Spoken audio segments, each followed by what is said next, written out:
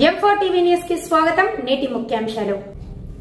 M4 TV news ప్రేక్షకులకు నిజాయితీగా, నిర్భయంగా ఎప్పటికప్పుడు తాజా కబుర్లు, భక్తి గీతాలు m4tvnews.com వెబ్సైట్ యాప్లు ప్రచురితం, ప్రత్యేక ప్రసారం చేస్తుంది. వార్తలు, ప్రకటనల కోసం సంప్రదించవలసిన సెల్ ఫోన్ నెంబర్లు 9666665026 9014163335.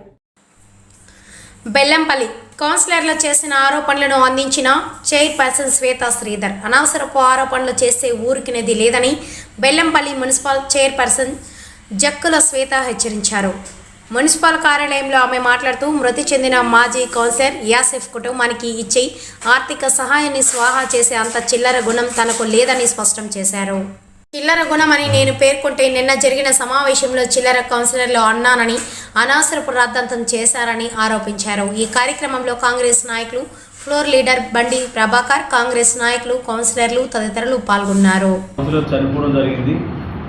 వాళ్ళు తెలిసి తెలియని మాటలు మాట్లాడుతున్నారు. ఆ కౌన్సిలర్కి ఇచ్చే డబ్బులు కౌన్సిలర్లు అందరికీ జమ చేసి ఆ డబ్బులు చైర్మన్ గారు తీసుకున్నారని చెప్పేసి నేను ఆరోపణలు చేశారు. అది అవాస్తవం. దాన్ని మేము ఇలా మున్సిపాలిటీ నుంచి కూడా డాటా తీసుకోవడం జరిగింది. ఏదైనా ఆరోపణ చేసేటప్పుడు దాన్ని నిజాలు తెలుసుకొని మాట్లాడాలి తప్ప అనవసరంగా అందరి ముంగట గౌరవ చైర్మన్ గారిని అవమానపరిచారు. దానికి వాళ్ళు తెలుసుకొని ఇంకొకసారి ఇటువంటి తప్పులు చేయకుండా అందరిని కూడా డ్యామేజ్ చేశారు. కాబట్టి ఖచ్చితంగా ఎవరైతే వాళ్ళు ఆరోపణలు చేశారో వాళ్ళు మళ్ళా దానికి సారీ చెప్పాల్సిన పరిస్థితి ఉంటుంది.